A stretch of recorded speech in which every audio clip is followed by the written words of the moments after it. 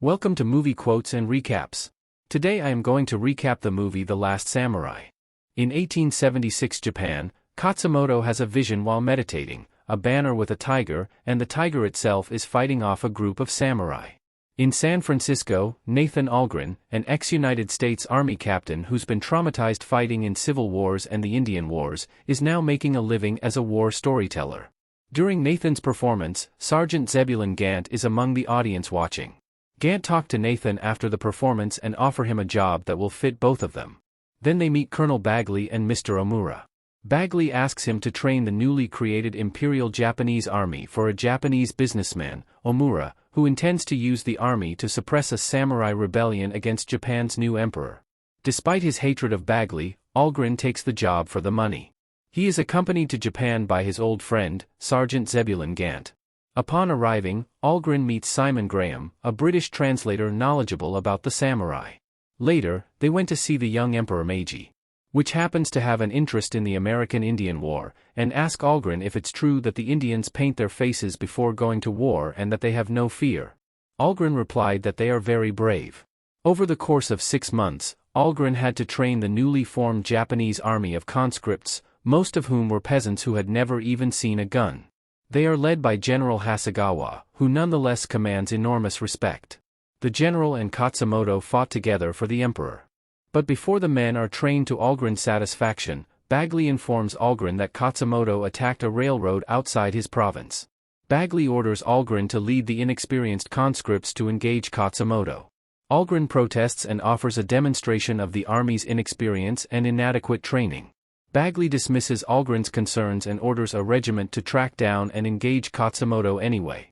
When the regiment arrives in Yoshino province, they encounter Katsumoto's samurai warrior.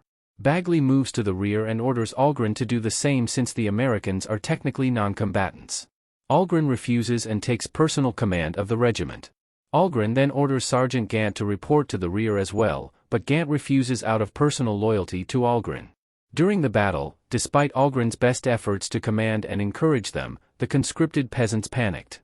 Samurai swarm the unprepared army, and the soldiers flee in disarray.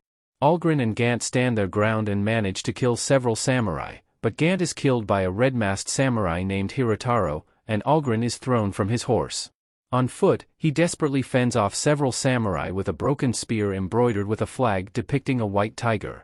The flag on the spear reminds Katsumoto of a vision he had during meditation. Hirotaro, Katsumoto's brother-in-law, prepares to kill the wounded Algren, but Algren seizes a spear from the ground and stabs Hirotaro through the throat, killing him. Believing what he has witnessed to be an omen, Katsumoto stops his warriors from finishing off Algren and takes him prisoner.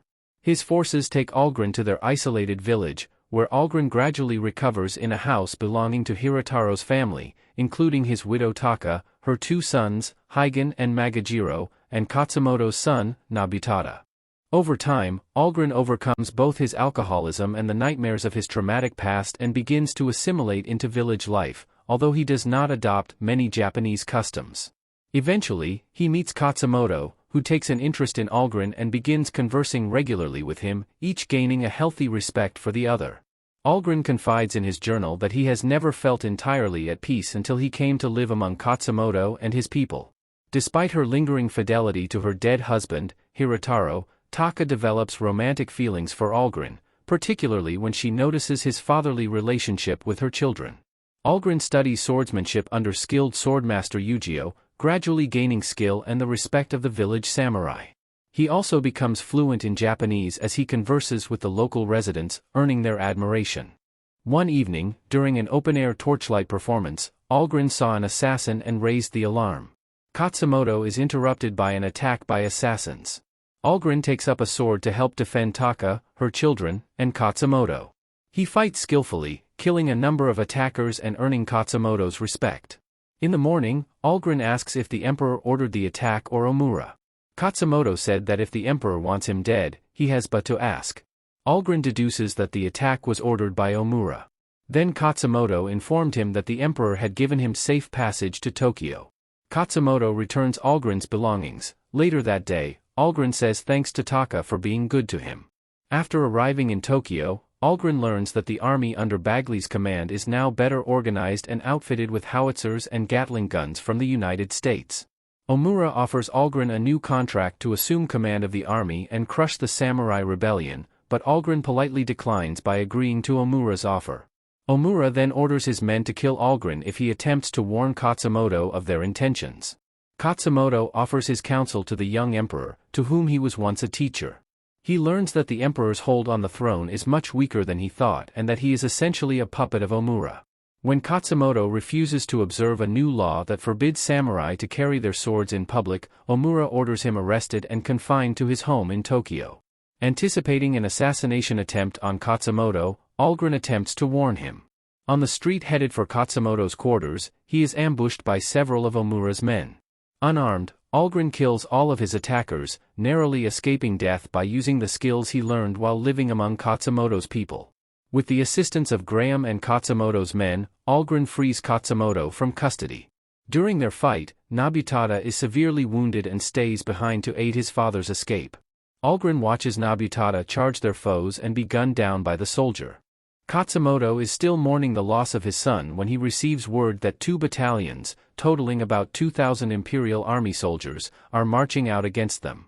Algren tells Katsumoto about the Battle of Thermopylae, in which a small force of 300 Greeks held an opposing force of 1 million Persians to a standstill for 3 days by using the terrain and the enemy's overconfidence to their advantage.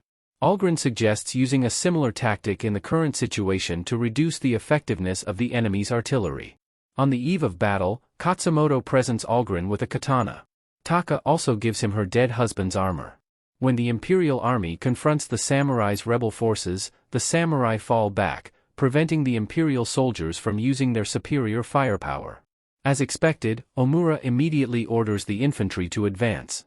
Bagley expresses misgivings and advises sending in scouting groups first to assess the area, but Omura overrules him and insists on a full attack, and the infantry marches straight into a trap. They set fires that cut the enemy's immediate fighting strength in half, and the samurai then unleashed volleys of arrows on the infantrymen. A wave of samurai swordsmen, Katsumoto and Algren among them, attack the disorganized soldiers before they can recover from the arrow attack.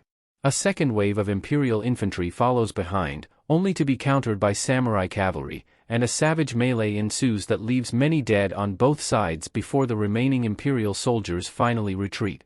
Realizing that fresh Imperial forces are coming and that defeat is inevitable when they arrive, the surviving samurai resolve to make a final, fate-charged mounted assault. During the battle, Bagley shoots Katsumoto in the shoulder, but before he can finish off the samurai, Algren hurls his sword at Bagley, killing him by spearing him through the chest. On approaching the Imperial rear line and progressing far enough to scare Omura, the samurai are finally cut down by Gatling gun fire. Moved by the sight of the dying samurai, who charged fearlessly despite the Imperial soldiers' superior firepower, the captain of the Imperial troops, who was originally trained by Algren, orders the Gatling guns to cease fire, against Omura's wishes. Katsumoto asks Algren to assist him in performing seppuku. Algren obeys, ending Katsumoto's life. Led by their captain, the Imperial soldiers show their still lingering respect for the old order by kneeling and bowing before the fallen samurai. Later, as the American ambassador prepares to receive the emperor's signature on a treaty, a wounded Algren offers the emperor Katsumoto's sword as a gift in remembrance of his former teacher's honor. The emperor receives the sword and realizes that, while Japan must modernize, it also must never forget its own history, cultural identity, and traditions. The emperor then tells the American ambassador that his treaty is not in the best interests of Japan. When Omura tries to protest, the emperor then offers him Katsumoto's sword. If the dishonor is unbearable, he should commit seppuku. The cowardly but respectful Omura merely lowers his head and backs away. In the end, Algren returned to the samurai village and to Taka. Thank you for watching Movie Quotes and Recaps. And for more videos, please hit that subscribe button and hit the notification bell.